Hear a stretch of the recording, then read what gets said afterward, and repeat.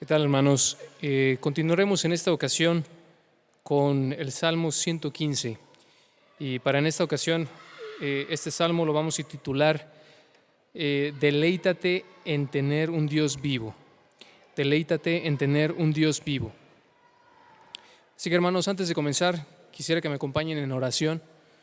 Ahí en sus lugares, en donde se encuentren, cierren sus ojos y vamos a orar.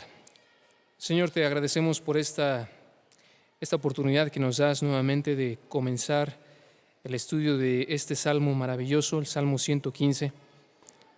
Así que rogamos de tu entendimiento, que tu Espíritu Santo nos dé ese entendimiento para comprender tu mente, que tú inspiraste esta palabra, tú la revelaste a nosotros y la revelaste para que podamos ser edificados y que podamos conocerte mejor, Señor. Y esa es nuestra oración en esta ocasión. Te ruego que podamos poner en práctica lo que aprendamos en esta oportunidad que podemos abrir tu palabra.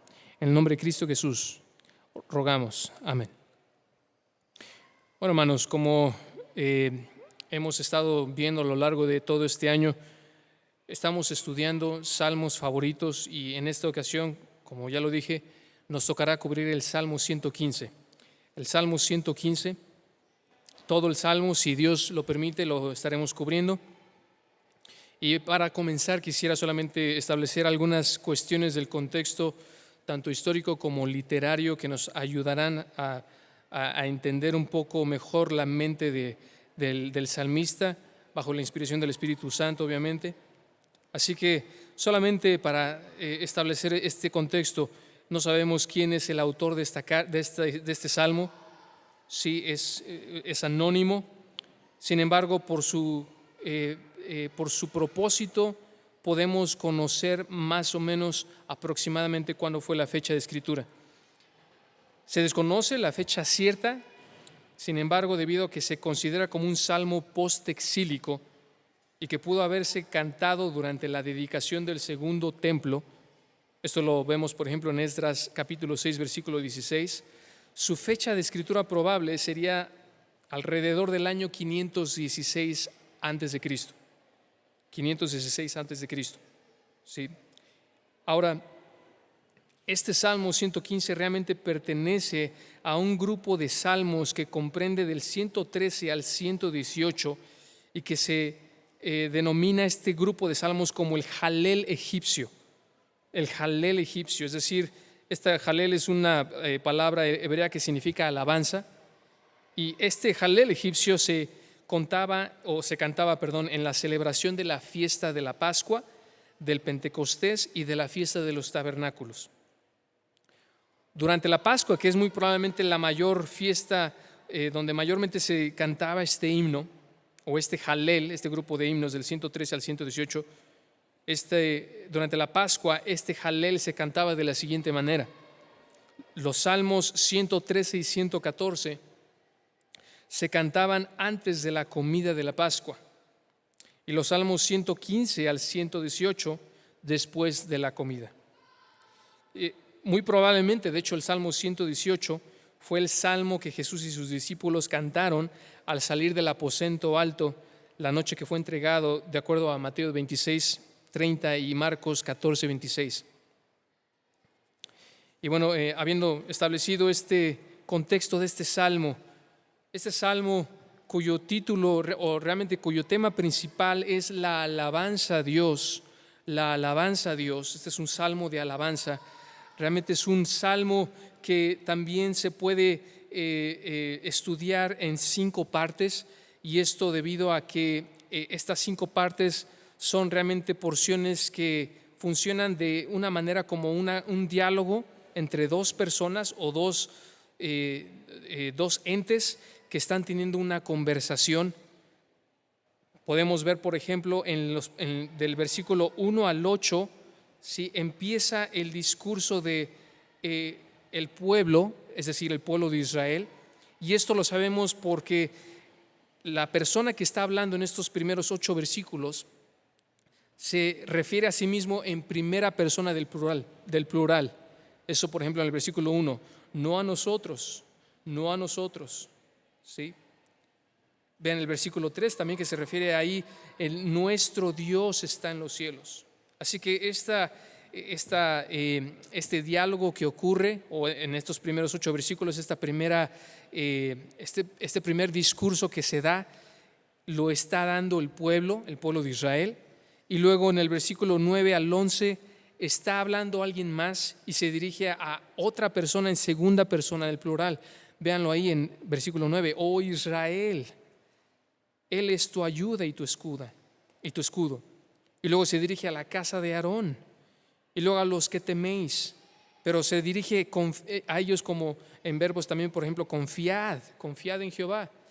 Sí, se está refiriendo a una segunda persona en plural. Ahora, de los versículos 2 al 13 también volvemos a regresar a la primera persona del plural, que se dirige a nosotros. Jehová se acordó de nosotros. Y luego los versículos 14 y 15 de nuevo regresa el vosotros, segunda persona del plural. Y luego los versículos 16 al 18 termina de nuevo hablando esta persona en plural, el nosotros, el pueblo de Israel. Así que tenemos aquí esta conversación o este discurso, este diálogo que está teniendo en este salmo, ¿sí?, el pueblo de Dios y los sacerdotes. ¿Sí? Los teólogos y los comentaristas acuerdan que son los sacerdotes. Es esta otra parte que está teniendo este discurso, este diálogo con el pueblo de Israel. Reiteramos, este es un salmo postexílico, lo cual también representa que este salmo fue escrito para consolar el pueblo de Dios por medio de la alabanza, aún en medio de las circunstancias en las que se encontraba el pueblo de Israel. Recuerden, aquí el pueblo de Israel ya había sido exiliado debido a su pecado, a su desobediencia a la ley de Dios. Por lo que muchos probablemente pensaban: ¿acaso Dios nos ha abandonado? ¿Dónde está nuestro Dios? ¿Dónde está? La pregunta que el versículo 2 cita muy probablemente de las naciones paganas que estaban viendo al pueblo de Israel en juicio, bajo el juicio de Dios, probablemente se estaban preguntando ellos: ¿dónde está ahora su Dios?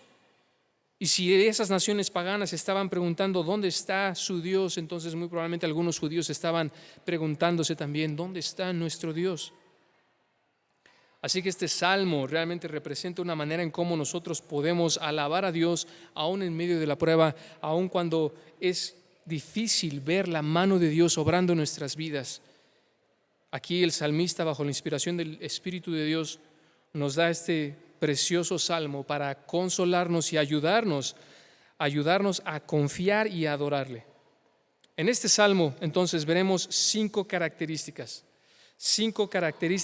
de la alabanza a Dios que te motivan a confiar en Él y adorarle. Adorarle como el único Dios vivo y verdadero. Veremos 5 características de la alabanza a Dios que te motivan a confiar en Él y adorarle como el único Dios vivo y verdadero. Así que el primer punto es un deseo por la vindicación de Dios. Eso lo vemos en los versículos 1 al 18. Una confianza en la protección de Dios, versículos 9 al 11. Un reconocimiento de la gracia de Dios en bendecir, versículos 12 al 13. Una intercesión por la bendición de Dios en otros, versículos 14 al 15. Y una convicción por adorar siempre a Dios, versículos 16 al 18. Esas son las 5 características que incluye una alabanza verdadera a Dios: un deseo por la vindicación de Dios, una confianza en la protección de Dios, un reconocimiento de la gracia de Dios en bendecir, una intercesión por la bendición de Dios en otros y una convicción por adorar siempre a Dios. Así que vamos a entrar de lleno en la primera parte, hermanos: un deseo por la vindicación de Dios. Vean ahí en los versículos 1 al 8. Versículos 1 al 8.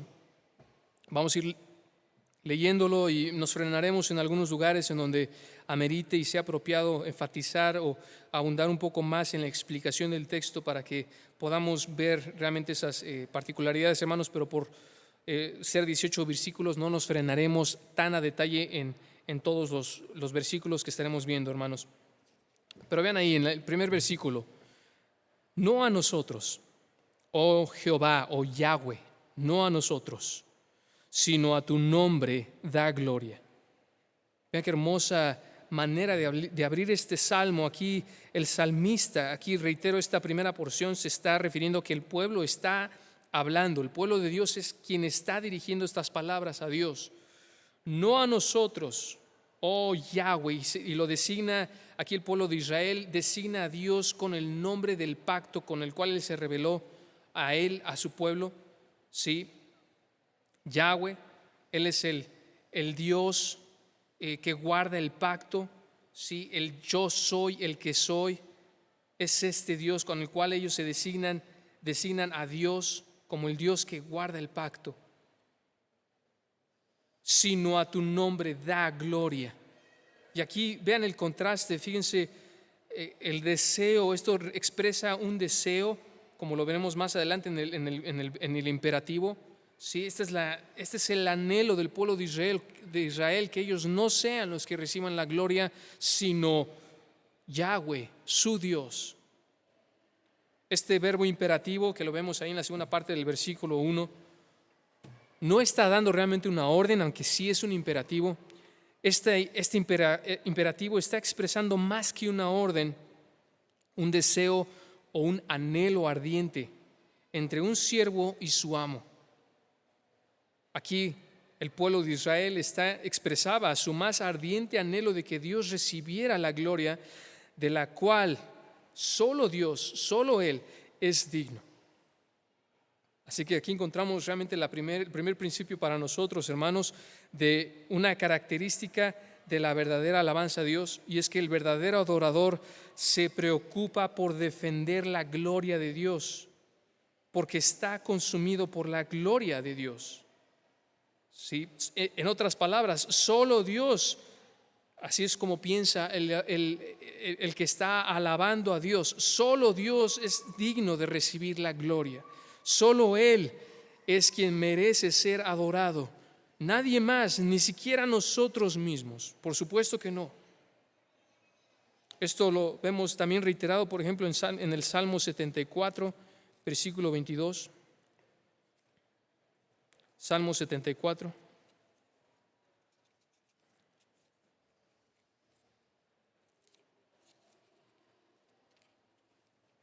Que dice, versículo 22, levántate, oh Dios, aboga tu causa, acuérdate de cómo el insensato te injuria cada día. Recuerden, notan aquí cómo el salmista también, en este caso es Asaf, el salmista está cantando y está rogando, está pidiendo que Dios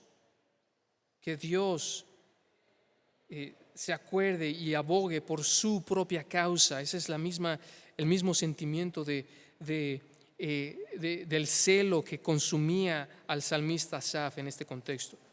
También el Salmo 79, un poco más adelante, el Salmo 79, versículo 9, dice, ayúdanos, oh Dios, de nuestra salvación, por la gloria de tu nombre, y líbranos y perdona nuestros pecados por amor de tu nombre. Aquí vean de nuevo el salmista Asaf, aquí está reconociendo que tanto la salvación, tanto la obra de la salvación como el perdón de los pecados no era para el beneficio de ellos, del pueblo de Israel, del pueblo del pacto de Dios, sino era para gloria, primeramente para gloria de Dios.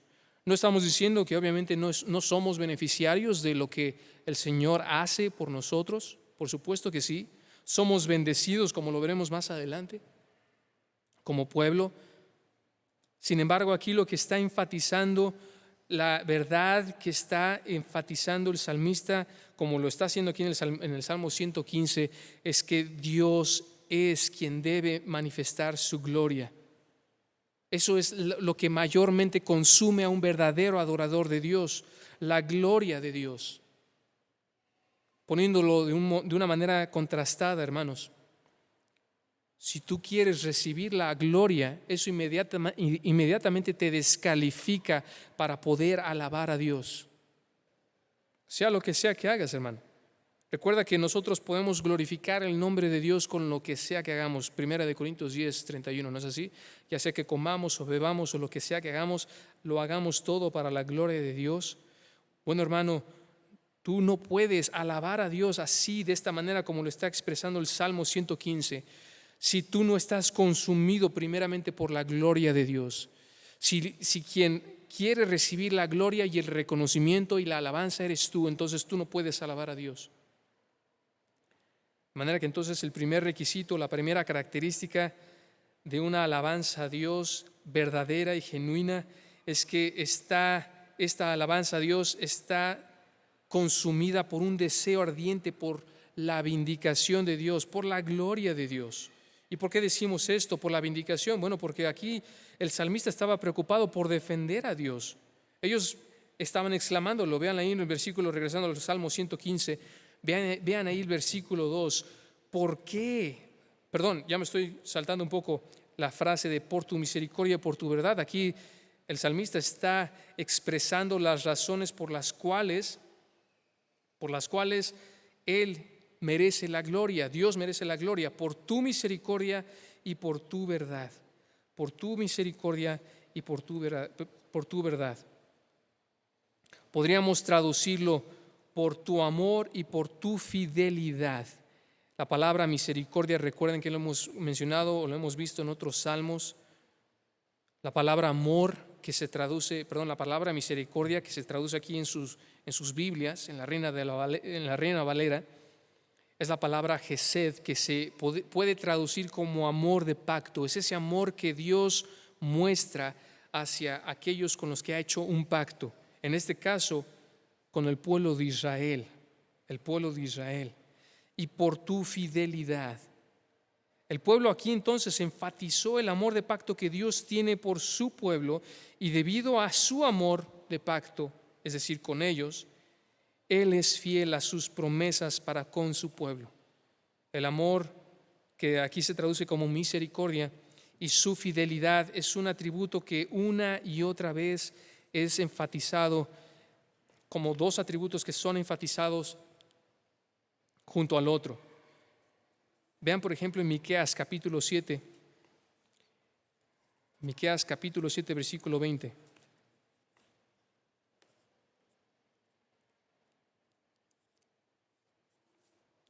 Miqueas capítulo 7, versículo 20, captura bellamente esta imagen de cómo la fidelidad y la misericordia de Dios están de la mano.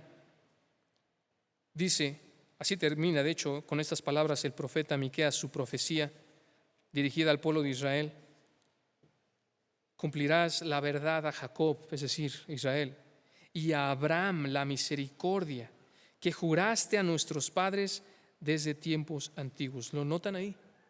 ¿Notan cómo está resaltando la fidelidad hacia Jacob con la misericordia que mostró Abraham? Obviamente estas dos verdades, estos dos atributos de Dios se ponen en juego porque Dios estableció un pacto de amor con la nación de Israel cuando escogió a Abraham.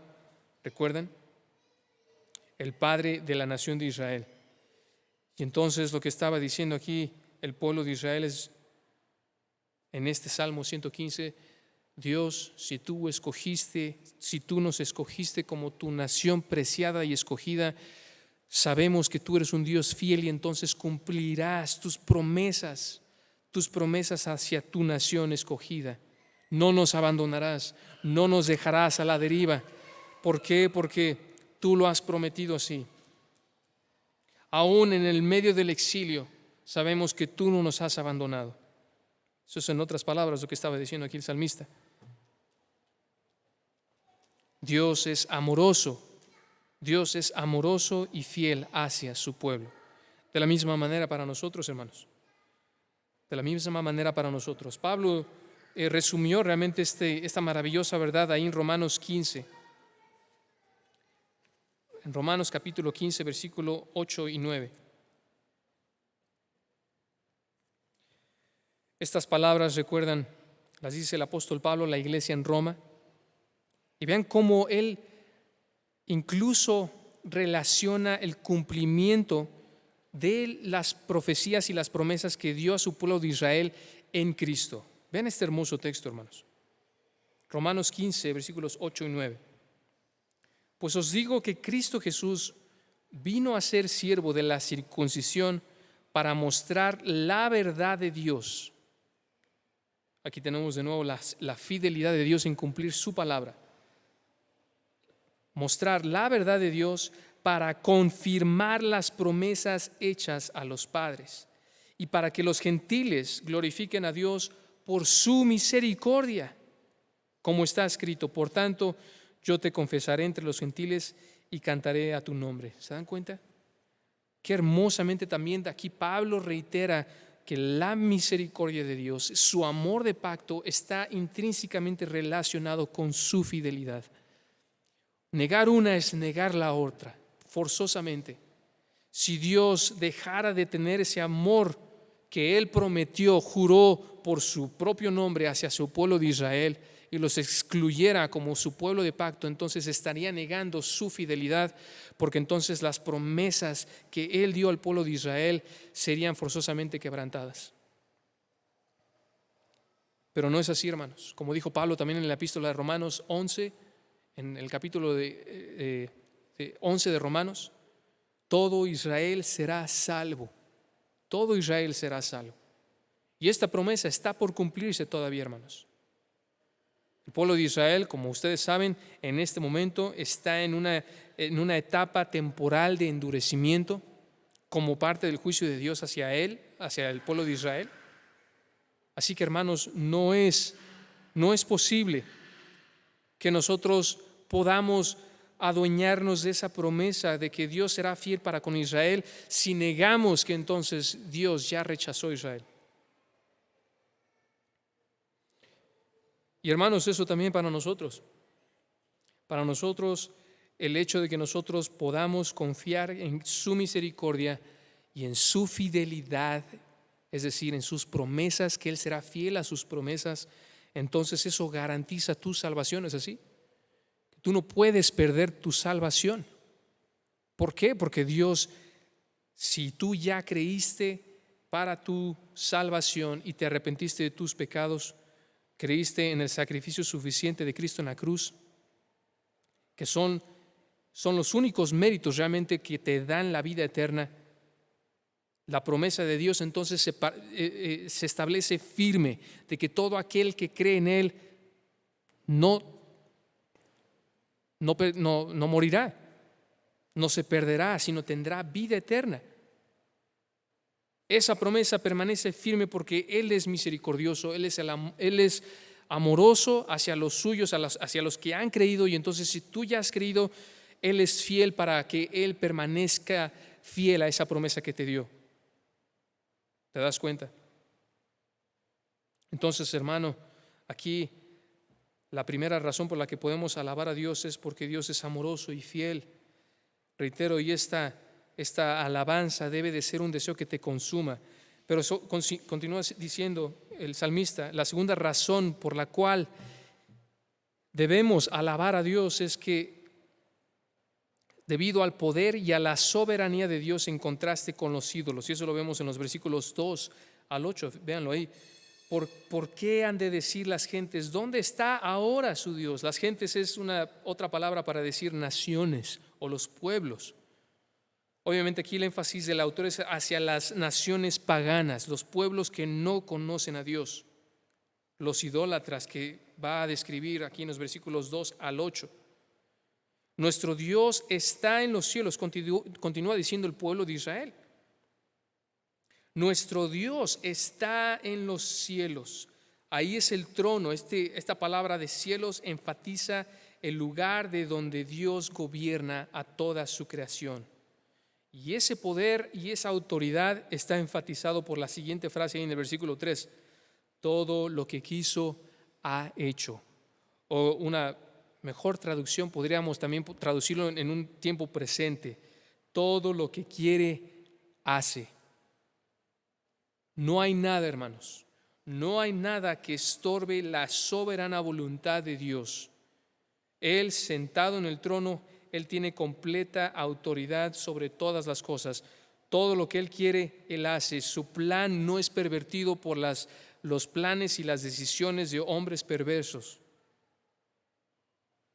El énfasis del pueblo es que entonces Dios gobierna en los cielos, que es su trono, desde donde Él gobierna, la primera parte del versículo 3, y hace lo que le place, la segunda parte del versículo 3. Y que los ídolos, en contraste, están espiritualmente muertos e incapaces de hacer cosa alguna. Esto lo vemos, por ejemplo, en el lenguaje tan descriptivo que ahí lo menciona en los versículos 4 al 7. Los ídolos de ellos son plata y oro, obra de manos de hombres. Son hechos con cosas creadas, y no solamente eso, sino que aparte hombres que son creados también son los que crean a estos ídolos. Y continúa diciendo, tienen boca, se refiere a los ídolos, mas no hablan. Tienen ojos, mas no ven. Orejas tienen, mas no oyen. Tienen narices, mas no huelen. Manos tienen, mas no palpan. Tienen pies, mas no andan. No hablan con su garganta. Noten el énfasis aquí en el no, No hablan, tienen esto, pero no hacen lo que deberían de hacer si tuvieran ese órgano que está describiendo aquí el salmista. Y aquí el salmista utiliza la forma de negación más enfática en el hebreo. Está usando una negación que tiene una permanencia, es decir, podríamos traducirlo de la siguiente manera: tienen boca, pero nunca hablan. Y esta permanencia también es enfatizada por el verbo que le sigue. No hablan. En todos los verbos que le siguen el no, está aquí el salmista o el pueblo de Dios está usando un verbo que es imperfecto, es decir, que es continuo. Nunca hablan.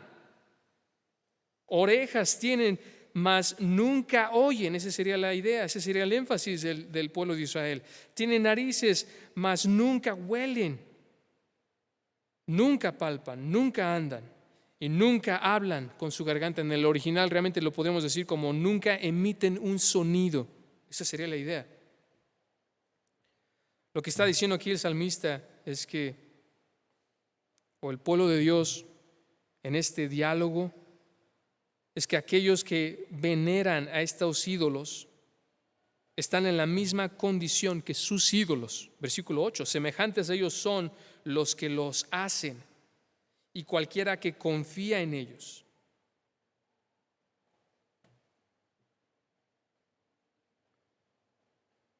Entonces, aquí, por ejemplo, podríamos aludir a un pasaje paralelo que describe bellamente esta misma idea de cómo los ídolos no son nada, de acuerdo a 1 Corintios también, capítulo 10.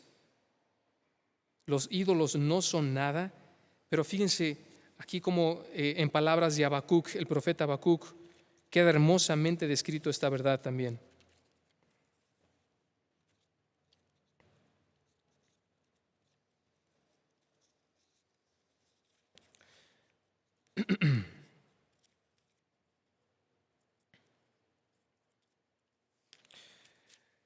Habacuc capítulo 2 versículos 18 al 20.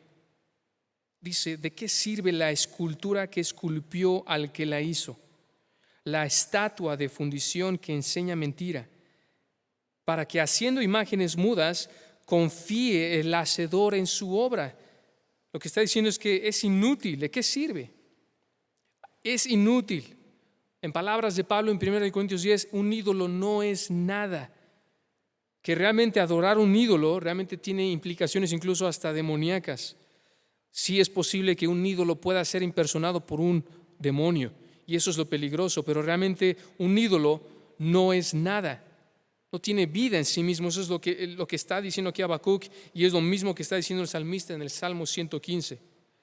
Ay del que dice, continúa diciendo aquí Habacuc en el versículo 19, ay del que dice al palo, despiértate, y a la piedra muda, levántate.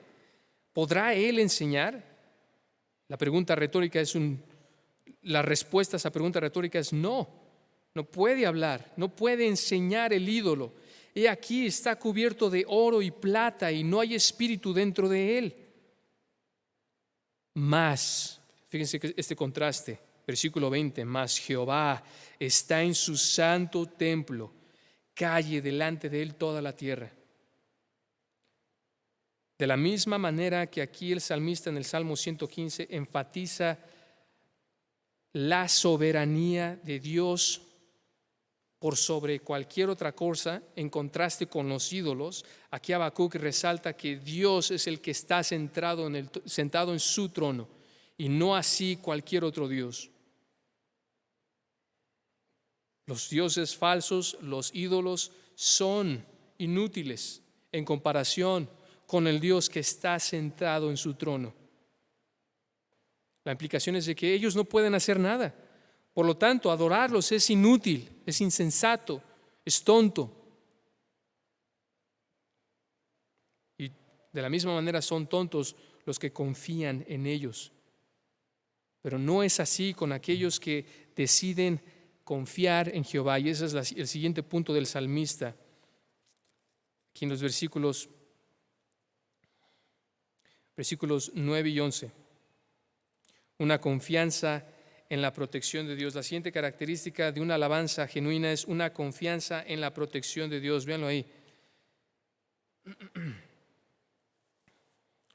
Oh Israel, confía en Jehová. Recuerdan, aquí ya cambiamos de personaje que está hablando aquí en este salmo. Aquí ya son los sacerdotes que están dirigiéndose al pueblo de Israel. Oh Israel, confía en Jehová. Él es tu ayuda y tu escudo. Casa de Aarón, confiad en Jehová. Él es vuestra ayuda y vuestro escudo. Los que teméis a Jehová, confiad en Jehová. Él es vuestra ayuda y vuestro escudo.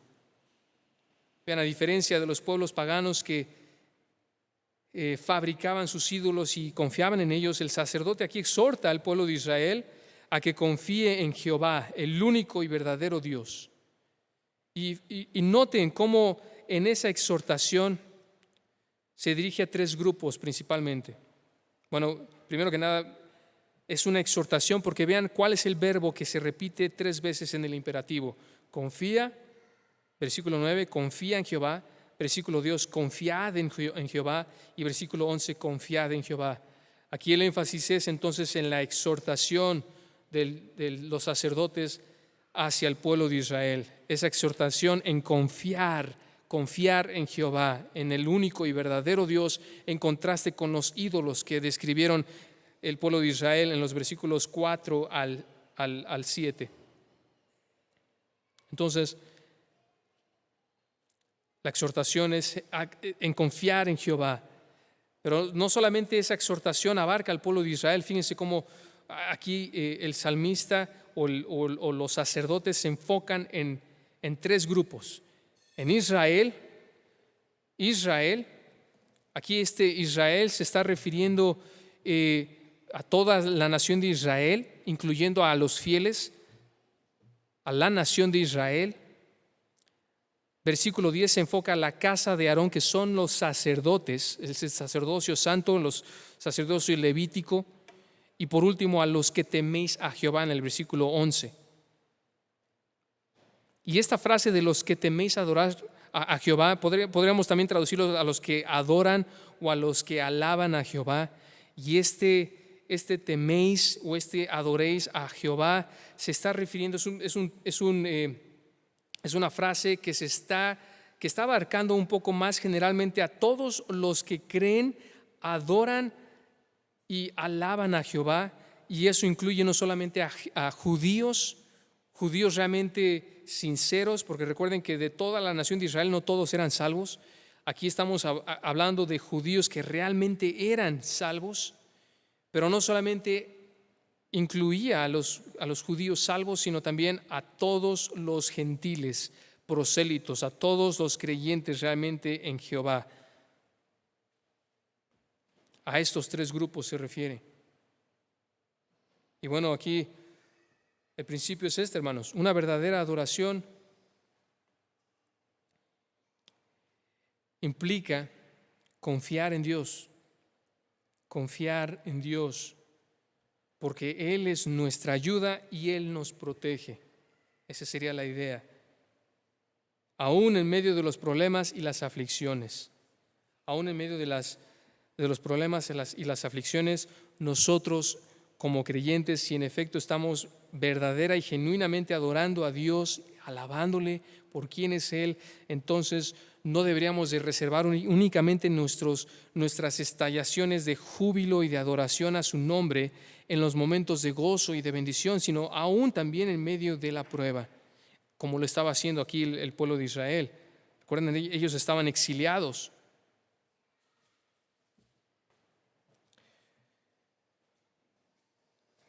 Un tercer elemento de nuestra alabanza genuina a Dios, al único y verdadero Dios, es que esa alabanza a Dios implica un reconocimiento de la gracia de Dios en bendecir. Véanlo ahí en los versículos 12 al 13. Versículos 12 al 13. No, nada más para hacer resumen un poco, hermanos, antes de seguir. Les recuerdo, estamos viendo 5 características de la alabanza a Dios que te motivan a confiar en Él y a adorarle como el único Dios vivo y verdadero.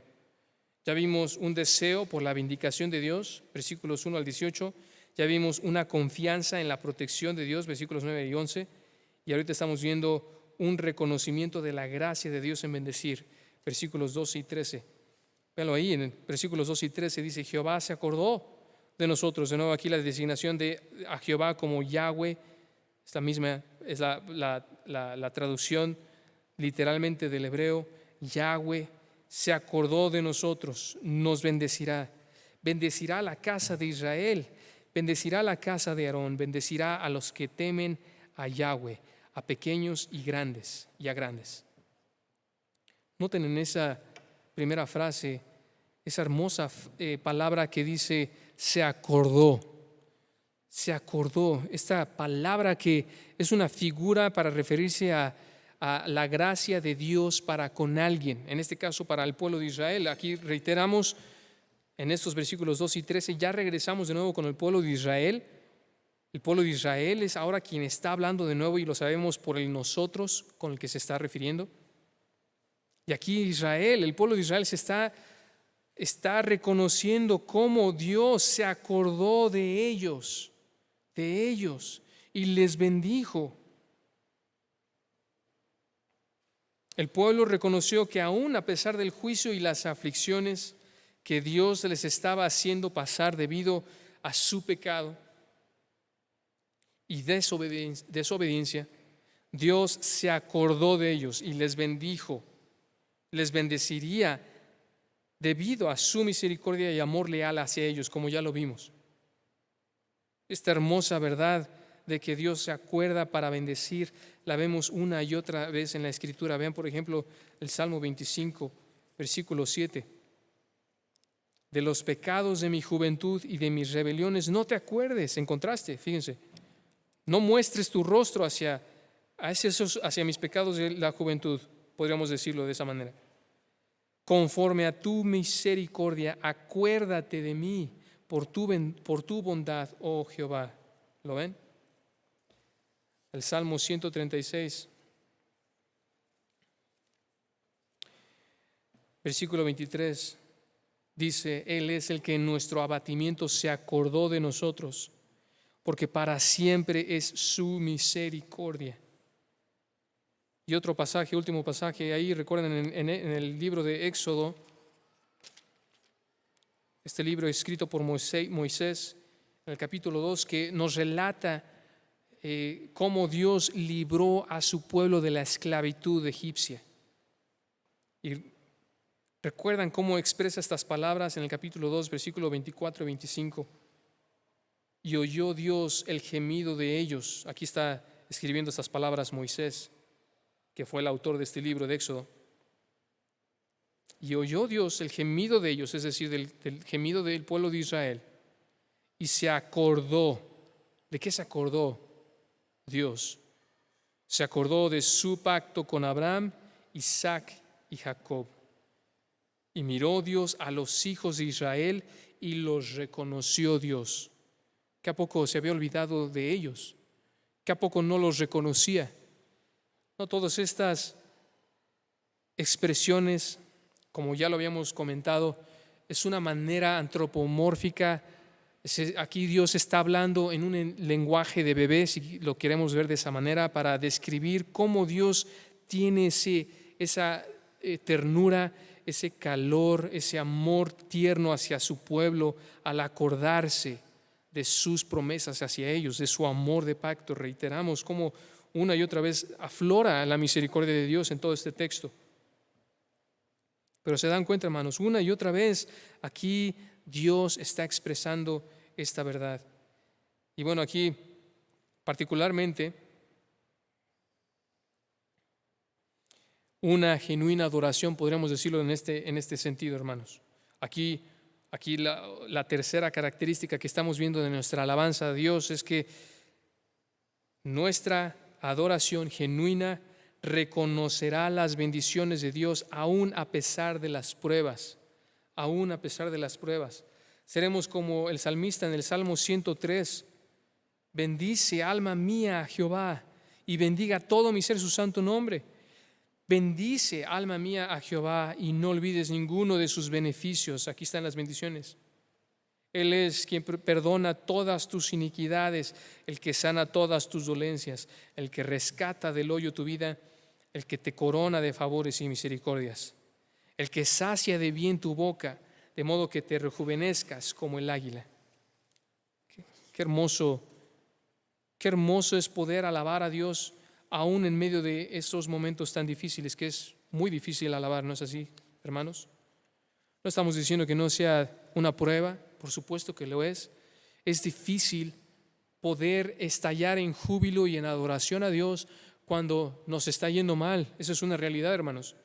Pero si estamos siendo guiados por el Espíritu de Dios, si estamos saturados de la palabra de Dios, si conocemos realmente más y más a Dios por medio de su estudio de la palabra que Él inspiró, que Él nos reveló, estaremos en una posición, y si estamos realmente obedeciendo, no solamente estudiándola, sino también obedeciéndola continuamente, no perfectamente, pero sí continuamente, hermanos, entonces estaremos en una posición cada vez más de poder alabar a Dios incluso en medio de la prueba.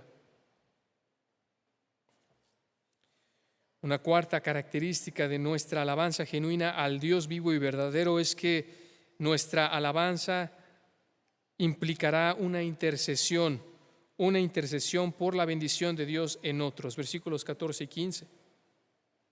Véanlo ahí.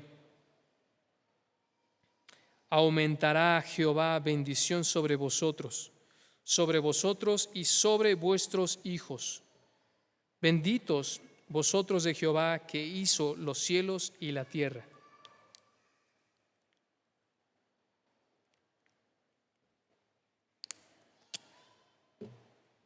Perdón, hermanos, un pequeño descanso para mi garganta. Este texto podría ser traducido mejor de la siguiente manera, como lo traduce la Biblia de las Américas. El Señor, escuchen en esta traducción de la Biblia de las Américas, el Señor os prospere a vosotros y a vuestros hijos. Benditos seáis del Señor que hizo los cielos y la tierra.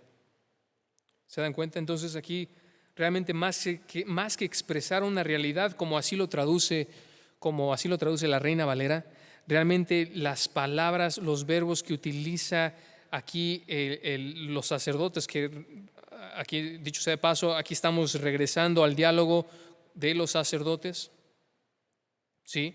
Estas palabras de los sacerdotes, más que expresar una realidad, están expresando un deseo, una petición. Realmente aquí los sacerdotes están orando en favor del pueblo de Israel. ¿Para qué? Para que el Señor Jehová los bendiga o los prospere, literalmente en el hebreo, para que añada, es decir, añada bendición, y para que seáis benditos. Esa sería la idea. Los sacerdotes oraban para que Dios prosperara o añadiera bendición sobre la nación de Israel, reiterando las promesas que Dios ya había hecho sobre ellos de bendecirles, como ya lo vimos en los versículos 12 al 13. Es decir, otra manera de cómo podríamos decirlo es que debido a estas bendiciones que ellos ya habían expresado, los sacerdotes estaban expresando también la verdad de que debido a que ellos ya habían sido bendecidos como parte del pacto de Dios que había hecho con ellos, no había manera en que Dios cortara esa bendición. Él los bendecirá todavía. El hecho de que el pueblo de Israel, aún incluso en nuestros tiempos, ellos están en juicio, pero que no han sido exterminados por completo, es una expresión de la bendición sobre el pueblo de Israel, aun cuando aún ellos no han reconocido al Señor Jesucristo como su Mesías. El Señor los sigue bendiciendo, ¿no es así? No en el sentido espiritual, no en el sentido eterno de que ellos creen para salvación. Hay unos judíos que sí. Eso forma parte del remanente escogido de Israel, como Pablo lo dice en Romanos 9, 10 y 11. Pero en general, Israel como nación, ellos están en un endurecimiento parcial como parte del juicio de Dios sobre ellos, como debido a su incredulidad. Pero fíjense en esto, hermanos. Aquí ellos, los sacerdotes me refiero, ellos estaban orando en concordancia con los planes y propósitos de Dios debido a su misericordia y su fidelidad que ya hemos mencionado. Es que ellos estaban confiados que Jehová continuaría bendiciendo a la nación de Israel, y es por eso que ellos oran en concordancia a ese plan de Dios. Oran para que entonces Jehová les bendiga o les prospere, y no solo a ellos, sino también a sus hijos. Ahí está el aspecto futuro de esa bendición, ¿no es así? Su descendencia. Una y otra vez, hermanos, vemos esta hermosa realidad de que Dios bendecirá a su pueblo. Y bueno, eso nos debería de animar a que nosotros también, así como los sacerdotes oraron para que Dios prosperara y añadiera bendición hacia la nación de Israel, también debería de animarnos a nosotros de orar por otros hermanos. ¿Es así? Esa es la manera en cómo nosotros podemos mostrar nuestra alabanza a Dios también, hermanos. Orando por otros, orar por bendición a otros. Estas palabras de Números capítulo 6, versículos 24 al 27 también deberían de ser unas palabras que todos nosotros deberíamos de adueñarnos. ¿Recuerdan? Número 6, 24 al 27, que refleja la oración sumo sacerdotal, la bendición sacerdotal, perdón. Jehová te bendiga y te guarde. Jehová haga resplandecer su rostro sobre ti y tenga de ti misericordia. Jehová alce sobre ti su rostro y ponga en ti paz. Y pondrán mi nombre sobre los hijos de Israel y yo los bendeciré. Aquí lo que estaba diciendo, aquí está hablando realmente Moisés, Dios a través de Moisés, exhortando al pueblo para que el sacerdote o los sacerdotes, quienes son los intercesores entre el pueblo y Dios, oraran por la nación de Israel, por el pueblo de Israel. Y esta es la manera en cómo debían de orar por ellos, bendiciéndoles. ¿Oras bendiciendo a otros hermanos? Es así como tu alabanza a Dios también se refleja en bendecir a otros, orar por otros en tus oraciones. Y por último, hermano, ahí tenemos la última característica de una alabanza a Dios genuina.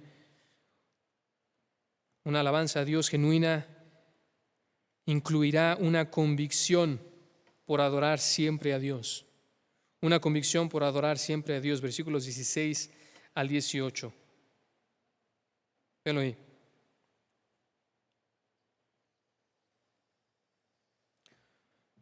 Los cielos son los cielos de Jehová y ha dado la tierra a los hijos de los hombres.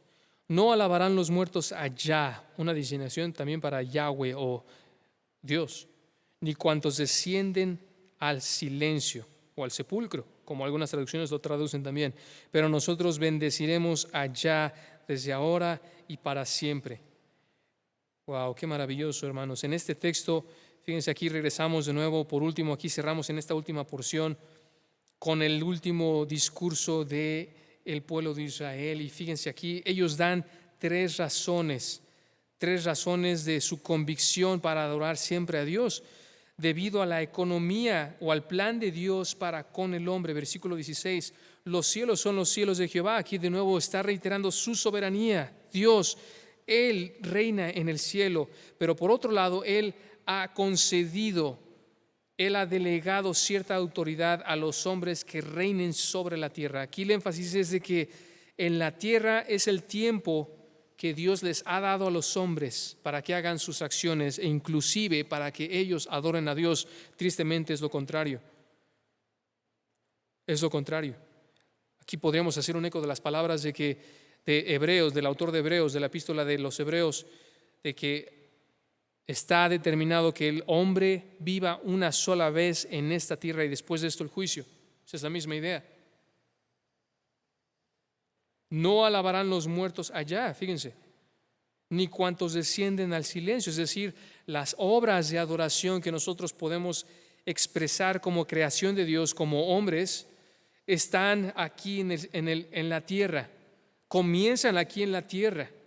No es que únicamente estén limitados aquí. Obviamente, si tú eres creyente, también podrás alabar a Dios aún después de la vida aquí en la tierra, cuando mueras y estés y partas a la presencia de Dios, o cuando el Señor venga por segunda ocasión y nos lleve con Él para morar con Él en la tierra, en el cielo, perdón. Alabaremos ahí también al Señor eternamente, ¿no es así? Pero aquí lo que está diciendo el autor, el énfasis de que aquí, seas creyente o no, tú puedes alabar a Dios. Unos alabarán a Dios con su muerte para juicio y otros para salvación. Y aunque realmente el salmista no tenía toda la revelación escrita, este salmista, bajo la inspiración del Espíritu de Dios, se está enfocando en la transitoriedad del hombre, en que todas las obras que él hace, las hace aquí. Las obras que hace, los méritos que hace, las hace aquí únicamente, y después de eso ya no podrá obrar más. Esa es la idea. Debido a la transitoriedad del hombre, versículo 17, esa es la segunda razón. Y la última razón que da por su convicción para adorar siempre a Dios es debido a la bendición de Dios sobre su pueblo. Versículo 18, pero nosotros bendeciremos allá o a Jehová, a Dios, desde ahora y para siempre. Aleluya. Esto refleja de nuevo la bendición de Dios sobre su pueblo. Fíjense que a pesar de que el pueblo está hablando en primera persona, que ellos son los que bendecirán a Dios, realmente lo que está haciendo es que implícitamente está reconociendo la verdad gloriosa de que ellos, el pueblo de Dios, no solamente bendecirán en este momento a Dios, sino por toda la eternidad. Aquí está apuntando a la vida eterna, hermanos, a la vida eterna. En efecto, ellos están reconociendo una verdad que nosotros, los cristianos, también reconocemos, y es que nosotros tendremos vida eterna. Alabaremos por la eternidad a Dios. ¿No es así? Ellos estaban reconociendo la verdad de Apocalipsis, de esta visión que tiene Juan en el libro de Apocalipsis, capítulo 4 y capítulo 5. Y con esto termino, hermanos.